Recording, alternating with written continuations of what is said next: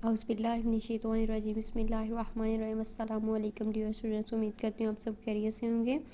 आज हम लोग पढ़ने लगे हैं चैप्टर नंबर 2 9th क्लास का स्टार्ट करने वाले हैं, ठीक है, जिसका नाम है रियल एंड कम्प्लेक्स नंबर्स। ठीक है, रियल नंबर्स क्या होते हैं? असल में रियल नंबर्स हकीकी नंबर जिनके साथ हमारी जान पहचान है, जो कि हर सूरत में असल नंबर्स ही होते हैं, ठीक है, उनको हम लोग हकीकी कहते हैं। ठीक है, सबसे पहले रियल नंबर्स क्या होते हैं उसको बयान करने के लिए उसमें कौन कौन से नंबर्स शामिल होते हैं, हम सबसे पहले उसमें बात आती है नेचुरल नंबर्स की। नेचुरल नंबर्स क्या होते हैं? वो नंबर्स जिनको हम लोग उर्दू में कहते हैं कुदरती अदाद।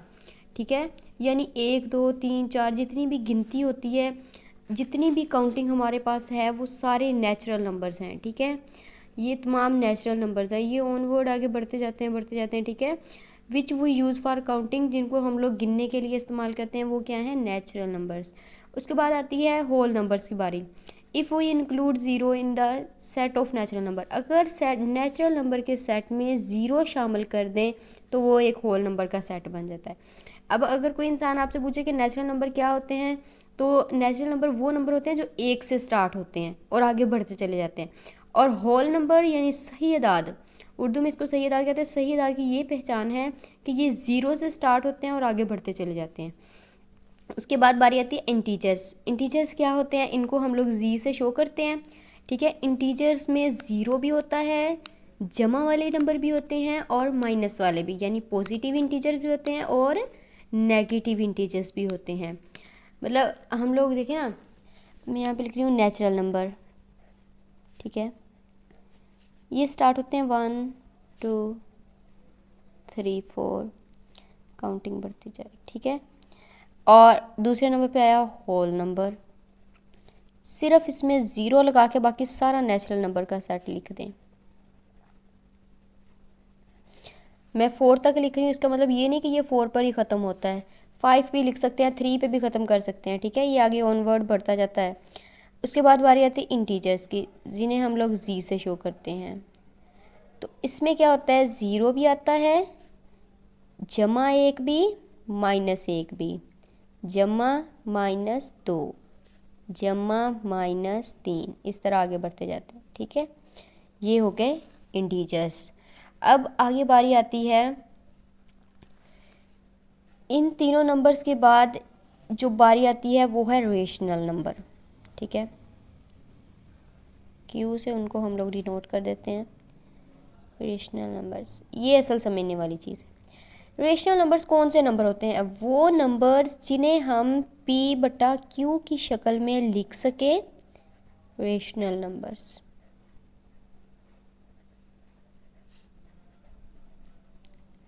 हर वो नंबर जिसे हम लोग बटे की फॉर्म में लिख सकते हैं, यानी p/q की शक्ल में लिख सकें, वो दोनों इंटीजर्स होंगे।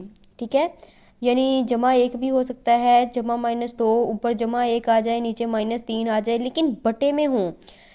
अब यहाँ भी एक बात देखने वाली है कि ज़ीरो भी एक इंटीजर है, लेकिन वो कहते हैं rational numbers are those numbers which can be written in the form of p/q। वो नंबर जिन्हें p/q की शक्ल में लिखा जा सकता है, जबकि वो साथ दे रहे हैं, एक शर्त दे रहे हैं, p एंड q ये दोनों क्या हैं?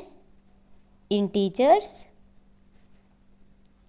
And q is not equal to zero. ये शर्त दे रहे हैं।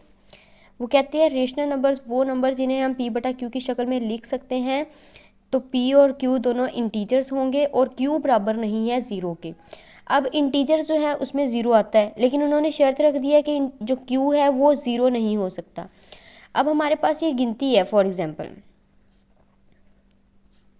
क्या हम लोग कह सकते हैं ये इंटीजर्स है? ठीक है, ये इंटीजर्स हैं, क्योंकि हर वो नंबर जिसके नीचे कुछ नहीं मौजूद होता उसके नीचे एक तो होता है ना। एक इंटीजर है, 1 इंटीजर है ना, तो ये तमाम नंबर्स रेशनल नंबर्स हैं। ठीक है, और अब यहाँ पे दूसरी चीज़ है इरेशनल नंबर्स।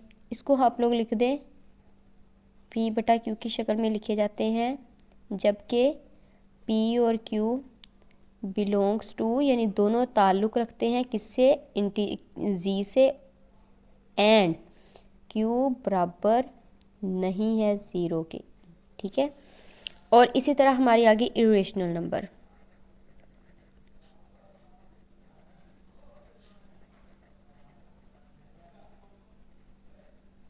ठीक है। इरेशनल नंबर कौन से नंबर होते हैं? वो नंबर जिन्हें p बटा q की शक्ल में नहीं लिखा जा सकता, जबकि p और q दोनों क्या हैं? इंटीजर्स हैं, ठीक है। और इसमें भी वही शर्त है कि q बराबर नहीं है ज़ीरो के, उन्हें p बटा q की शक्ल में नहीं लिखा जा सकता। ऐसे कौन से नंबर हो सकते हैं? ठीक है, फॉर एग्ज़ाम्पल यहाँ पे था 1 2 3, तो इनके नीचे तो ये चीज़ें हैं। अब वो नंबर्स फॉर एग्ज़ाम्पल 2√5, कोई भी नंबर जिसके ऊपर जज़र आ जाए तो ज़रूरी नहीं कि वो इरेशनल नंबर ही हों।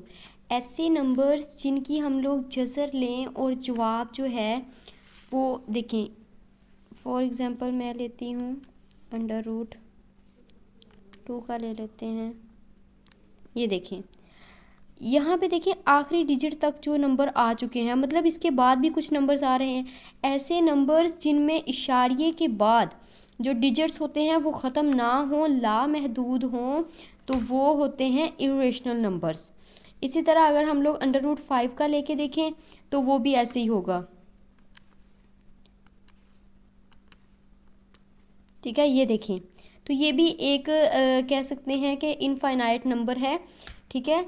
तो ऐसे नंबर्स जो होते हैं वो इरेशनल नंबर होते हैं, ठीक है। ऐसे नंबर्स जिनमें इशारिये के बाद नंबर्स की डिजिट की तादाद जो है वो लामहदूद होती है, वो इरेशनल नंबर होते हैं, ठीक है। इसमें एक और आता है, वो है इम्पोर्टेंट, वो है पाई। अब कुछ लोग कहते हैं कि पाई जो है वो इरेशनल नंबर है और कुछ लोग कहते हैं नहीं। हमें पाई की कीमत क्या दी होती है? 22/7, जबकि इशारिये में देखें तो इसकी कीमत आती है 3.14 और इसके आगे भी डिजिट्स होते हैं, ठीक है। 22 को तकसीम करके देखें, ये देखें 3.14, 28, 57, 143, यानी इसके आगे भी कुछ नंबर्स आ रहे हैं। तो ये एक लामहदूद नंबर है, हम इसको कह नहीं सकते कि ये एक जो है वो महदूद नंबर है। इसको 22/7 लिखा है लेकिन ये प्रोक्सी करके लिखा हुआ है, ठीक है। तो ये एक इरेशनल नंबर है पाई जो है, ठीक है। तो अब हम लोग लिख देते हैं इरेशनल नंबर, उसको हम लोग क्यू के ऊपर डैश होती है, ठीक है। ऐसे नंबर जिन्हें p बटा q की शक्ल में ना लिखा जा सके, ठीक है। x जबकि x not equal to p बटा q और p and q belongs to z and q is never equal to zero. बस इतना का आपने लिखना है कि x जबकि x बराबर नहीं है p बटा q के, ठीक है। ऐसे नंबर जिन्हें p बटा q की शक्ल में ना लिखा जा सकते। अब हमारे पास क्या आ गया? नेचुरल नंबर्स भी आ गए हैं, होल नंबर भी आ गए हैं, इंटीजर भी आ गए हैं, रेशनल भी आ गए हैं, इरेशनल। एक चीज़ रह गई है, रियल नंबर्स। तो रियल नंबर्स क्या होते हैं? आप लोग देखिए, जो नेचुरल थे, नेचुरल नंबर होल नंबर में भी है, होल नंबर इंटीजर में भी है, जितने इंटीजर्स हैं वो रेशनल नंबर भी हैं, और जो इसमें से बच जाते हैं वो इरेशनल नंबर भी हैं। तो जो हम कह सकते हैं रियल नंबर का जो सेट होगा वो होगा रेशनल यूनियन इरेशनल। यानी अगर हम लोग तमाम रेशनल नंबर और इरेशनल नंबर का यूनियन निकालें तो वो एक रियल नंबर बनता है। यानी इसमें जो है इशारिया वाले भी आ जाएंगे, इसमें जमा वाले भी आ जाएंगे, माइनस वाले भी आ जाएंगे, ज़ीरो भी आ जाएगा, ठीक है। वो तमाम होते हैं रियल नंबर। इसमें जज़र वाले भी आ जाएंगे, इसमें पाई भी आ जाएगा। तो ये तमाम नंबर्स जो होते हैं ये होते हैं रियल नंबर्स। और इसी चीज़ का हमने कंसेप्ट जो है इस चैप्टर में समझना था कि रियल नंबर्स क्या होते हैं। अब हम लोग कह सकते हैं नेचुरल नंबर्स जो है वो किसके अंदर है? होल नंबर के अंदर। होल नंबर किसके अंदर है? इंटीजर्स के अंदर। इंटीजर किसके अंदर है? रेशनल नंबर, ठीक है। और रेशनल और इरेशनल दोनों नंबर किसके अंदर हैं? इंटीजर के अंदर। तो इसमें सबसे बड़ा हुआ इंटीजर, फिर रेशनल, फिर रियल, फिर रेशनल, फिर इंटीजर, होल नंबर और नेचुरल नंबर। ठीक है, यानी जो रियल नंबर होते हैं उसमें ये तमाम नंबर्स मौजूद होते हैं। आगे आती है रेशनल नंबर की टू टाइप्स। टू टाइप्स कौन कौन सी हैं? टर्मिनेटिंग, दूसरा है नॉन टर्मिनेटिंग।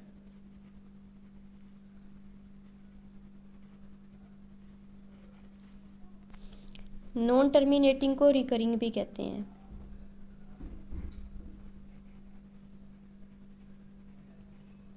ठीक है, तो अब टर्मिनेटिंग कौन से होते हैं? वो नंबर्स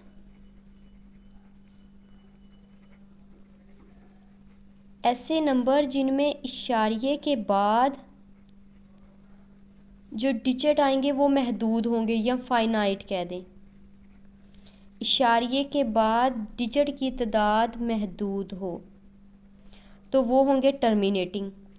यानी फॉर एग्ज़ाम्पल हम लोग डिवाइड करते हैं, मेरे पास एक एग्ज़ाम्पल है 2/5। 2 को अंदर रखा, 5 पे किया डिवाइड, पॉइंट लगा के 20 हो गया, 5 4 20, तो ये हो गया 0.4। तो 0.4 यानी इशारे के बाद सिर्फ एक नंबर है और वहीं पे पूरा पूरा तकसीम हो चुका, तो ये एक टर्मिनेटिंग नंबर है। अब दूसरा है नॉन टर्मिनेटिंग। अगर इशारे के बाद डिजिट की तादाद लामहदूद हो, इनफाइनाइट, ठीक है, तो वो नॉन टर्मिनेटिंग, यानी नॉन फाइनाइट भी इनफाइनाइट भी हो, यानी कि बढ़ती भी जाए और एक ब्लॉक हो। जैसे है 0.456, फिर आ जाए 456 456, एक जैसे नंबर का ब्लॉक अगर रिपीट होता रहे, इसको कहते हैं नॉन टर्मिनेटिंग या रिकरिंग। ठीक है, रेशनल नंबर वो नंबर जिनमें इशारिये के बाद, ठीक है, इशारिये के बाद जो डिजिट होंगे वो महदूद हों तो टर्मिनेटिंग होगा, और अगर इशारिये के बाद जो तादाद होगी वो लामहदूद होगी या फिर ब्लॉक, एक ही ब्लॉक जो है वो बार बार रिपीट होगा तो वो नॉन टर्मिनेटिंग होगा। अब हम लोग आ जाते हैं एक्सरसाइज 2.1 पे, √3। ठीक है, √3 क्या है? कैलकुलेटर से निकालते हैं। √3, तो ये एक लामहदूद नंबर है। और ये एक बात और इसमें है कि एक ब्लॉक रिपीट नहीं हो रहा। अगर तो इसमें एक ही ब्लॉक रिपीट होता तो वो होना था नॉन टर्मिनेटिंग, और नॉन टर्मिनेटिंग जितने होते हैं वो भी रेशनल नंबर होते हैं। लेकिन यहाँ पे एक तो ये कि लामहदूद हैं, ठीक है, दूसरी बात ये कि ब्लॉक भी रिपीट नहीं हो रहा, तो ये एक इन्हें p/q की शक्ल में नहीं लिखा जा सकता है, इसलिए ये एक गैर नातक है। पाई का मैंने आपको पहले बता दिया, वो एक गैर नातक नंबर। अब अगर हम लोग 1/6 करें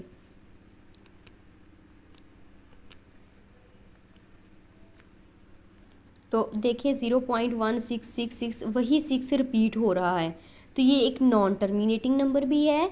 और जितने नॉन टर्मिनेटिंग हैं वो सारे रेशनल नंबर हैं, इसलिए 1/6 जो है वो एक रेशनल नंबर है, इसे हम लोग बटे की फॉर्म में लिख सकते हैं। उसके बाद आती है 15/2। ये तो पहले बटे में लिखा हुआ है, ठीक है, क्यू बराबर नहीं है 0 के, लेकिन जो है इसको हम लोग मज़ीद भी कर सकते हैं जी। तो यहाँ पे है 15/2। तो देखिए ये एक फ़ाइनाइट नंबर है, महदूद है, इशारिये के बाद एक ही डिजिट आ रहा है, तो ये जितने भी टर्मिनेटिंग नंबर होते हैं वो क्या होते हैं? रेशनल होते हैं। तो ये 15/2 एक रेशनल नंबर है, इसको हम लोग बटे की फॉर्म में लिख सकते हैं 7.25, यानी इशारे के बाद सिर्फ 2 डिजिट हैं, महदूद हैं, ठीक है, तो ये टर्मिनेटिंग है, और जितने टर्मिनेटिंग है वो सारे रेशनल नंबर है। तो ये है जज़र 29। तो देखें कि ये एक तो ये कि ये लामहदूद है, बढ़ रहा है बहुत ज़्यादा, ठीक है, इनफाइनाइट है, और दूसरा ये कि इशारिये के बाद कोई ऐसा नंबर नहीं है, या तो कोई ब्लॉक रिपीट हो रहा है या कोई नंबर, कोई ऐसा नंबर नहीं है जो रिपीट हो रहा हो, ठीक है। तो इसलिए हम लोग कह सकते हैं कि ये एक नॉन टर्मिनेटिंग भी नहीं है। अगर नॉन टर्मिनेटिंग होता हम फिर भी इसे रेशनल कहते हैं, लेकिन ये अब एक इरेशनल नंबर है, ठीक है। उसके बाद बारी आती है जी फ्रैक्शंस हैं, इनको हमने क्या बनाना है जी? डेसिमल इशारिये में लेके जाना है। उससे पहले आप लोगों को ये क्वेश्चन नंबर 3 करवा दूँ। Which of the following statements are true and which is false. 2/3 is an irrational number. वो कहते हैं 2/3 एक इरेशनल नंबर है। इरेशनल नंबर कौन से थे जिन्हें p/q की शक्ल में नहीं लिखा जा सकता? तो हम लोग कर लेते हैं 2/3। ठीक है, तो ये देखें एक ही ब्लॉक जो है वो बार बार आ रहा है, 6 ही आ रहा है, मतलब ये एक टर्मिनेटिंग नंबर है। तो जितने टर्मिनेटिंग नंबर हैं वो क्या हैं? वो रेशनल नंबर है, क्योंकि टर्मिनेटिंग जो है वो रेशनल की है आगे टाइप है। तो ये एक रेशनल नंबर है, जबकि वो कह रहे हैं कि ये एक इरेशनल नंबर है, मतलब वो गलत है, तो हम इसको फॉल्स कहेंगे। वो कह रहे हैं pi is a rational number, irrational number. तो पाई जो है, ठीक है, हम लोग 22/7 या फिर सिर्फ पाई लिख लें, तो ये एक नंबर बढ़ता जाता है। एक तो ये कि इनफाइनाइट है, दूसरा ये कि इशारिये के बाद कोई ऐसा नंबर नहीं है, कोई ब्लॉक नहीं है जो रिपीट हो रहा हो, तो ये भी कह सकते हैं कि इरेशनल नंबर है, मतलब ये दुरुस्त है। ठीक है, उसके बाद है 1/9 इज़ अ टर्मिनेटिंग। तो इसको भी हम लोग कैलकुलेटर से देख लेते हैं। 1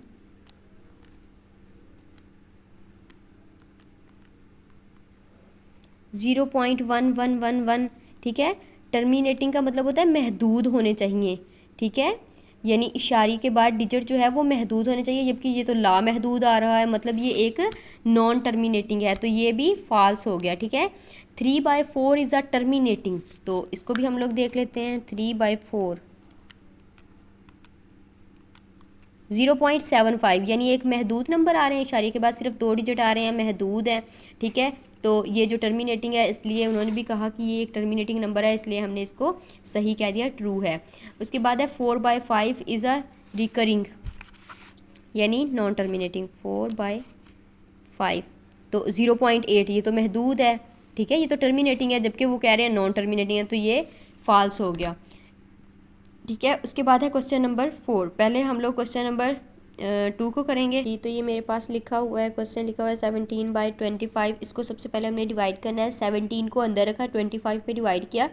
17 एक छोटा नंबर है, 25 बड़ा है, हम इसको 1 से नहीं कर सकते, हमें यहाँ पे एक ज़ीरो की ज़रूरत थी, इशारिये की ज़रूरत थी। ठीक है, क्योंकि ज़ीरो जो है वो बगैर इशारिये के नहीं आ सकता, इसलिए हमने 0 पॉइंट ऊपर लगाया और नीचे भी 0.0 लगाया। ठीक है, सर 150, तो 7 में से 5 गए तो 2 आ गया और एक ज़ीरो ऊपर से नीचे आ गया। अब ये हो गया 20। ठीक है, अभी ये ज़ीरो नहीं है, ये हो गया 20। अब हमने ऊपर इशारिया लगाया हुआ है, जितने चाहें ज़ीरो उतार सकते हैं, तो हमने एक और ज़ीरो को नीचे उतारा, तो ये हो गया 225 8 आर 200। ये हो गया टर्मिनेटिंग नंबर 0.68। ये है इसका पार्ट 2 है क्वेश्चन नंबर। ठीक है, इसमें क्या किया है कि 19/4 है, यानी 19 एक बड़ा नंबर है, 4 एक छोटा नंबर है, तो 4 4 आर 16 पहले किया। उसके बाद यहाँ से 3 रह गए थे, तो हमारे पास 3 छोटा है और 4 एक बड़ा नंबर है, तो हम लोगों को एक ज़ीरो की ज़रूरत थी, इसलिए हमने ऊपर इशारिया लगाया और नीचे यहाँ पे चाहे तो 3 ज़ीरो लगा ले, चाहे 4 लगा ले। ठीक है, इशारे के बाद जितने मर्जी ज़ीरो लगा ले, लेकिन जितने की ज़रूरत हो आपको, आप उतने ही लगाएं। ठीक है, ऊपर से एक ज़ीरो नीचे उतारा, तो ये हो गया 30। 4 7 आर 28। इधर से इधर हाथ से लिया तो 10 में से 8 गए, 2 बच गया और यहाँ पे ज़ीरो। ये ज़ीरो कोई मायने नहीं रखता। ठीक है, इसको लिखें या ना लिखें कोई मैटर नहीं करता। लेकिन अब यहाँ पे हमारे पास 2 है, हमें 2 एक छोटा नंबर है, 4 बड़ा है, तो हमें ऊपर से फिर एक ज़ीरो उतारने की ज़रूरत है। इशारिया हमने पहले लगाया हुआ है, यहाँ पर 3 ज़ीरो भी लगा सकते हैं, 4 भी लगा सकते हैं। ज़ीरो को एक नीचे उतारा तो 4 5 20, ये भी एक महदूद और टर्मिनेटिंग है। उसके बाद है 57/8, यानी 57 को अंदर रखा और 8 पे किया। 8 7 56 हो गए, 7 में से 6 गए, एक बच गया। एक बहुत छोटा नंबर है, 8 बड़ा नंबर है, इशारिया लगाया और नीचे उतारा 0, तो 8 एक 8 हो गया 20। ठीक है, 2 बच गया। अब 2 फिर छोटा है, 8 बड़ा है, तो ऊपर से फिर एक ज़ीरो उतारा। ठीक है, मैंने आपको पहले भी बताया, आप लोग यहाँ पे चाहे तो 3 ज़ीरो लगा लें, चाहे 4 ज़ीरो लगा लें। अब यहाँ पे हमें जो है एक ज़ीरो की ज़रूरत थी, हमने ज़ीरो को उतारा, तो 8 2 आर 16 हो गया। ठीक है, अब 10 में से 6 गए, 4 आ गया। ये ज़ीरो कोई मैटर नहीं करते। ठीक है, इनको ना भी लगाएं तो कुछ नहीं होता। उसके बाद ऊपर से फिर एक ज़ीरो को नीचे उतारा, ये हो गया 40 और 8 5 आर 40। इस तरह ये भी एक फाइनाइट नंबर है। ठीक है, उसके उसके बाद है 205/18। 205 एक बहुत बड़ा नंबर है और 18 एक छोटा नंबर है। सबसे पहले हम लोग जो है पहले 2 डिजिट को देखते होते हैं। 18 1 इज़ 18, तो 20 में से 18 गए तो 2 बचता है, ठीक है। ठीक है, तो ऊपर से 20 में से 18 गए तो 2 रह गया और ऊपर से उतारा 5, तो अब 25 है और इधर 18 है। 18 1 इज़ 18 फिर से हो सकता है, ठीक है। 15 में से 8 गए, 7 बच गए। अब 7 छोटा एक नंबर आया और 18 बड़ा है, इसलिए हमने ऊपर इशारिया लगा के 0 लगा लिए 3 4, उनमें से एक 0 को नीचे उतारा तो 18 को 3 से किया 54 आया, ठीक है। 10 में से 4 गए, 6 बच गया, ठीक है। और यहाँ पे 6 में से 5 गए 1। अब 16 भी एक छोटा नंबर है, 18 बड़ा है। फिर हमें 0 की ज़रूरत थी, हमने फिर एक 0 ऊपर से उतार लिया। अब हमारे पास नंबर है, ठीक है। तो यहाँ पे जो है 18 को हमने 8 से किया तो 144। 10 में से 4 गए तो 6 रह गया, यहाँ पे 5 रह गए, 5 में से 4 गए 1, वही 160 फिर से आ गया। फिर 8 से किया 144। इस तरह से ये बढ़ता चला गया, ठीक है। फिर इसको जब हम लोग माइनस करेंगे तो फिर 160 ही रह जाएगा, ठीक है। तो ऊपर से 0 उतारते जाएंगे। ये एक लामहदूद यानी 8 रिपीट हो रहा है तो नॉन टर्मिनेटिंग, ठीक है, नॉन टर्मिनेटिंग नंबर है, ठीक है। उसके बाद है 5/8, ठीक है। 5 को अंदर रखा, 8 पे किया तो स्टार्ट में ही 5 छोटा था, 8 बड़ा था, इसलिए हमने 0 पॉइंट लगा के इसको 8 6 आर 48 किया, ठीक है। उसके बाद हम लोगों ने 10 में से 2 गए, 10 में से 8 गए तो 2 रह गया, इधर 4 में से 4 0। ये 0 बेशक ना ही लगाएं तो कोई मसला नहीं है। यहाँ पे हमने ऊपर से एक 0 उतारा तो 8 तो 16 हुए, 4 बच गए, तो ऊपर से फिर एक 0 उतारा, 8 5 40 हो गए, ठीक है। और ये भी एक महदूद नंबर टर्मिनेटिंग है। अब 25/38, 25 छोटा नंबर है, 38 एक बड़ा नंबर है। 38 फिर हमने 0 पॉइंट लगा के 0 लगाए। 38 को 6 से किया 228, ठीक है। तो यहाँ पे 220 बच गए, ठीक है। 220 उसके बाद हमने इसको किया 5 से तो हमारे पास हुआ 190, ठीक है। तो 190 फिर इधर 12 में से 9 3, ठीक है। तो ये हो गया, ऊपर से एक 0 तो ये वाला था, एक ऊपर से उतारा तो ये हो गया 300। हमने किया 38 को 7 से सॉरी 5 से किया तो 266 आया, ठीक है। तो उसमें से अब 10 में से 6 गए तो 4 रह गए, 9 में से 6 गए 3 रह गए, ठीक है। 2 में से 2 गए 0 और ऊपर से फिर एक 0 उतारा तो 38 को हमने जो है वो 7 से किया, ठीक है, बल्कि 8 से किया। 8 को 8 से 64 और 6 हासिल, 8 3 24, 24 में 6 जमा किए 3, 304 हो गया, ठीक है। तो ये फिर इसमें से 10 में से 4 गए 6 रह गया और यहाँ पे 3 का 3 आ गया और फिर यहाँ पे 0 ऊपर से उतारा। फिर 38 को 9 से किया तो 342 और इस तरह से ये बढ़ता ही जा रहा था। तो ये आंस नहीं आपने लिखना, किसी भी क्वेश्चन के लास्ट में आपने आंस नहीं लिखना, ठीक है।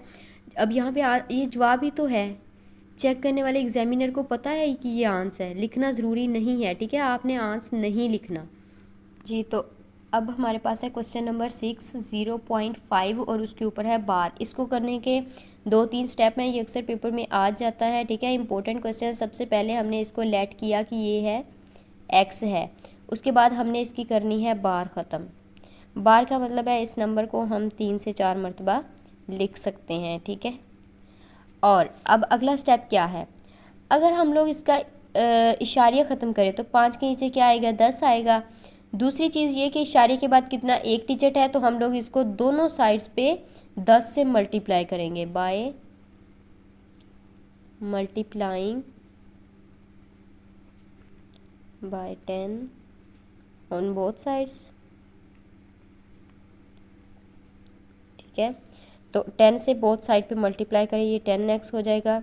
जब हम करेंगे 0.555 को 10 के साथ, ये हो जाएगा 5.555, ठीक है।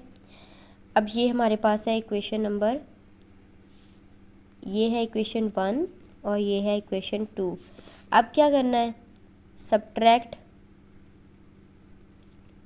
इक्वेशन 1 फ्रॉम इक्वेशन 2, यानी इस इक्वेशन में से इस इक्वेशन को सब्ट्रैक्ट कर दें। तो यहाँ पे है 10x माइनस ऊपर पहली इक्वेशन में क्या है x, यहाँ पे है 5.555 माइनस 0.555, ठीक है।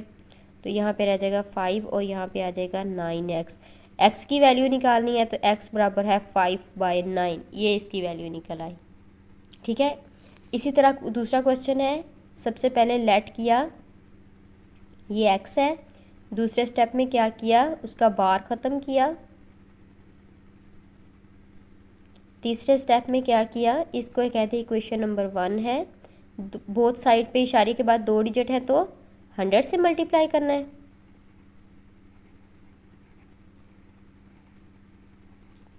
ठीक है, बोथ साइड्स पे करना है। तो इधर हो गया, जब इधर हम लोग इसको करेंगे 100 से मल्टीप्लाई, ठीक है, तो ये हो जाएगा 13.13 कुछ इस तरह से, ठीक है। अब ये हमारी होगी equation number 2, subtract equation 1 from equation 2, ठीक है। यहाँ पे है सबसे पहले 100x माइनस x, 13 माइनस 0, ठीक है। यहाँ पे रह जाएगा 13, आप लोगों ने कैलकुलेटर से करके देखना है। यहाँ पे आ जाएगा 99x, x की वैल्यू निकालनी है। 99 इधर मल्टीप्लाई हो रहा है, इधर आके डिवाइड हो जाएगा और ये आ गया x की वैल्यू। जो 0.67 है वो भी बिल्कुल ऐसे ही है, ठीक है, जैसे 0.13 है। बस स्टेप 2-3 याद रखने हैं, ये अक्सर पेपर में ये वाला क्वेश्चन आ जाता है, ठीक है। तो यहाँ पे हमारे पास एक नंबर है, क्वेश्चन नंबर 5, वो कह रहे हैं क्या मालूम करना है जी, 2 नंबर्स दिए हैं, उनके दरमियान का रेशनल नंबर मालूम करना है। तो उसको हम लोग कैसे मालूम करेंगे, ये हम लोग पहले भी एक दफ़ा पढ़ चुके हैं, ठीक है। जब भी हमें 2 नंबर्स दिए हों, उनके दरमियानी नंबर मालूम करना हो तो उन दोनों को जमा करके 2 पे कर दे तकसीम। अब हमारे पास पहला नंबर ये है, दूसरा नंबर है ये, और पूरे को कर दे 2 से तकसीम। इस तरह से हमारे पास दरमियानी नंबर आ जाएगा, ठीक है। पहले तो ये ऊपर वाले 2 का एलसीएम लें, 9 4 36, 4 9 9 3 27 जमा 9 4 36, यानी 36 को अंदर रख के 9 पे तकसीम किया, 9 4 36, 4 को 5 से ज़रब दी तो 20, और तकसीम हो रहा है 2 के साथ, तो ये हो गया 47/36 डिवाइडेड बाय 2, ठीक है। जब हम लोग इसको बदलेंगे ज़रब में तो 47/36 तकसीम है, जब इसको ज़रब में बदलेंगे तो ये बटे की फॉर्म में आ जाएगा और ये बन जाएगा 47/36 2 इज़ 72, ठीक है। और बस यहीं पे ये इसकी मिडल टर्म है। अब जो है मेन चीज़ समझने वाली वो है क्वेश्चन नंबर 3, नंबर लाइन। सबसे पहला काम तो आपने ये करना है कि एक स्केल लेना है, उसके साथ नंबर लाइन लगानी है, ठीक है, एक लाइन स्ट्रेट होनी चाहिए बिल्कुल। और दूसरा काम क्या करना है, उसके सेंटर में लिखना है 0, उसके दाएं जानब तमाम पॉजिटिव नंबर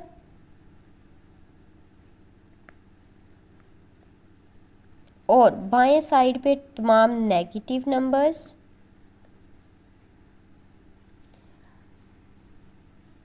एक चीज़ अब याद रखनी है, ये जो होते हैं ना एरोस, ये दोनों साइड्स, इसका मतलब है कि ये दोनों ड्राइवर्स हैं, ये गाड़ी को जब चाहें आगे चला सकते हैं, ठीक है, जितना चाहें हम इनको इस लाइन को बढ़ा सकते हैं, ये ड्राइवर समझ लें, ठीक है। उसके बाद क्या करना है जी, इस लाइन का क्या रूल क्या होता है, असूल क्या है, इस लाइन में अगर हम लोग बाएं से दाएं जाएं तो तमाम नंबर बढ़ते जाएंगे, हर अगला नंबर पिछले नंबर से बड़ा होगा। 2 1 से बड़ा है, 3 2 से बड़ा है, 4 3 से बड़ा है, 1 जो है 0 से बड़ा है, -1 -2 से बड़ा है, -2 -3 से बड़ा है। और अगर हम लोग आए दाएं से बाएं तो वो कम होता जाएगा, ठीक है। क्या होगा, जो 3 है वो 4 से छोटा है, 2 जो है वो 3 से भी छोटा है, 1 जो है वो 2 से छोटा है, तो नीचे पीछे कितने आ रहे हैं, छोटे छोटे आ रहे हैं। ये रूल आप लोग इस तरह से भी याद रख सकते हैं कि फ़र्ज़ करें ये आपका घर है और ये राइट साइड पे एक सड़क जा रही है और एक जो है वो लेफ़्ट पे जा रही है। अब जो राइट वाली है ना वो सड़क बिल्कुल प्लेन बनी हुई है, बड़ी साफ़ सुथरी है, ठीक है। और जो जा रही है लेफ़्ट पे वो सड़क जो है वो टूटी फूटी है, उसमें जो है वो खड्डे हैं, ठीक है। तो वो नेगेटिव वाली सारी है, उस पर कोई जाना पसंद नहीं करता। और ये पॉजिटिव वाली है। जैसे जैसे आप इस नेगेटिव गंदे रास्ते से अच्छे रास्ते की तरफ आते जाएंगे रास्ता आगे मज़ीद अच्छा होता जाएगा। अगर आप लोग इधर को मूव करना शुरू कर दें दाएं से बाएं तो आगे जो है वो रास्ता ख़राब से ख़राब तरी होता जाएगा, ठीक है। ये इसको याद रखने के लिए एक ट्रिक कह लें, हिंट कह लें, ठीक है।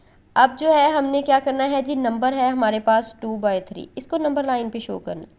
सबसे पहले तो आपने क्या करना है जी, देखना है कि ये नंबर किन दो नंबर्स के दरमियान है। पहले तो ये कि जमा का है तो मतलब दाएं साइड पे आएगा,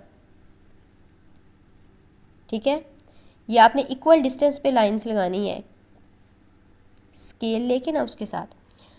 तो 2/3 अगर ऊपर वाला नोमिनेटर डिनोमिनेटर से छोटा है, अगर नोमिनेटर डिनोमिनेटर से छोटा है तो उनका नंबर जो होगा वो 0 और 1 के दरमियान में बनेगा, ठीक है। अगर ऊपर वाला नंबर नीचे वाले नंबर से छोटा होगा तो वो 0 और 1 के दरमियान में कहीं आता होगा। अब ये पता चल गया कि 0 और 1 के दरमियान में आ रहा है। अगर कोई बड़ा नंबर हुआ तो आगे एक क्वेश्चन इस तरह का आ रहा है, मैं वो भी करवा दूंगी, ठीक है। अब क्या करना है, अब अगला काम हमने ये करना है कि डिनोमिनेटर देखना है।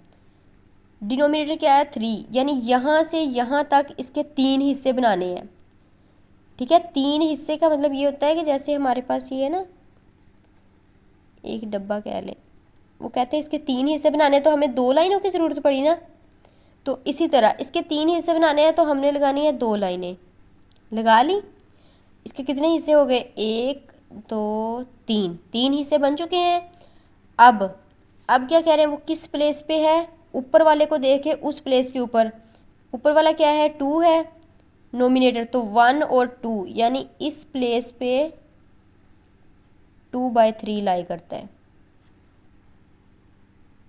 क्या करना है ये दूसरे क्वेश्चन में मज़ीद अच्छे से एक्सप्लेन हो जाएगा। 4/5 एक नंबर है, ये हमने लगाई नंबर लाइन।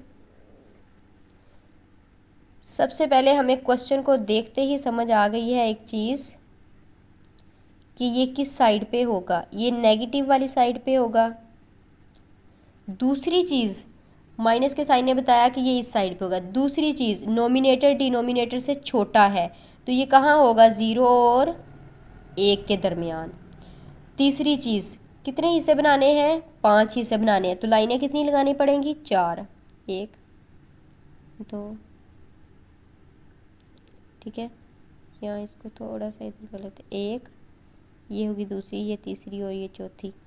कितने हिस्से हो गए, 1 2 3 4 5 पार्ट्स हो गए, ठीक है। ये है नंबर 1 लाइन, ये 2 3 4, मैंने 4 लाइंस लगाई हैं, उसके 5 पार्ट्स खुद ही बन गए। अब कौन सी लाइन के ऊपर मुझे लाई करना है, 4 पे। तो पहली लाइन ये है 2 3 4, ये है 4/5 -4/5, ठीक है। जितने हिस्से बनाने हैं नीचे वाला डिनोमिनेटर बताएगा कि कितने हिस्से बनाने हैं, उससे एक कम करके उतनी लाइंस लगानी है। अब आगे है, इसमें क्या हुआ, एक सही में भी आ गया। इसने बता दिया, ऐसे क्वेश्चन जो होंगे वो बताएंगे, एक तो ये कि जमा की तरफ होगा,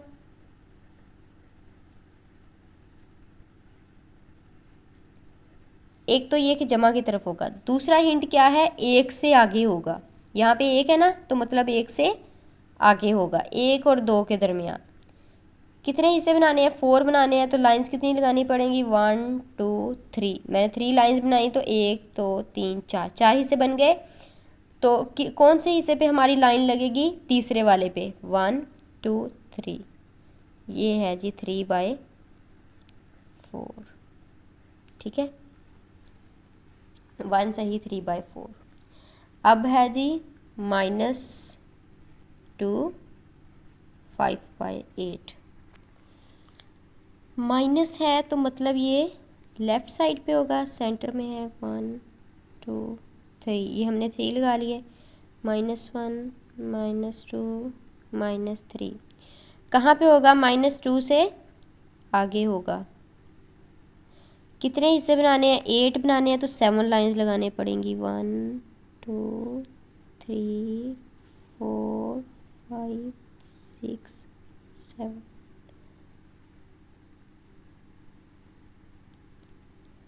1 2 3 4 5 6 7 8। अब मेरे पास 8 हिस्से बन गए हैं।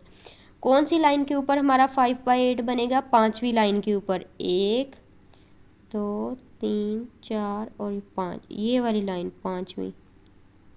यहाँ पे हमारा लाई किया -2 सही 5/8। ठीक है। नेक्स्ट है 2 सही 3/4।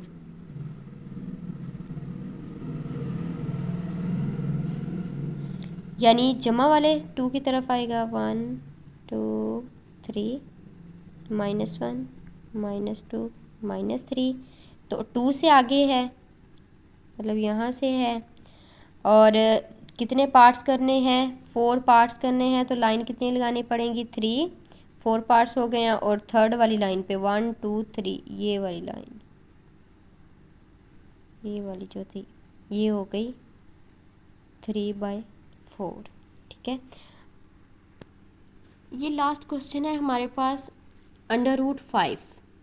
पहले तो हमें पता चल जाता था कि ये 0 से आगे आएगा, 1 से आगे आएगा, 2 से आगे आएगा, या 0 से पीछे आएगा, माइनस का होगा, जमा का होगा। ये तो बात पता चल गई कि ये जमा का होगा। अब जज़र 5, इसको कैसे ढूंढना है? इसको हमने करना है पाइथागोरस थ्योरम से। ठीक है।